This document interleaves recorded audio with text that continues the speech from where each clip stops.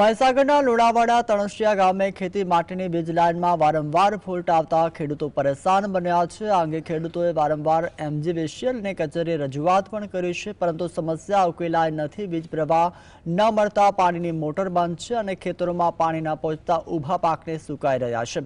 વીજ થાંભલાઓમાં આવેલા મુશ્કેલીને લઈને ફરિયાદ લખવી તેમ છતાંય MGVCL તંત્ર ઝડપી કામગીરી ન કરતું હોવાનો ગ્રામજનો પણ આક્ષેપો કરી રહ્યા છે।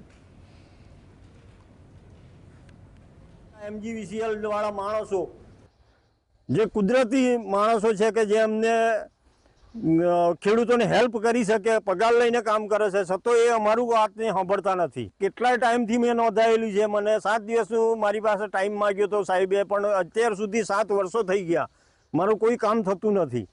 મેં ગઈકાલે કમ્પ્લેન નોંધાવી, એનું રિપેરિંગ કરીશું, પણ આ ગઈકાલથી આ ભાઈ પાણી ઉપર ક્યાં બેસી રહેલો છે, ખેતરમાં રિપેર થયું।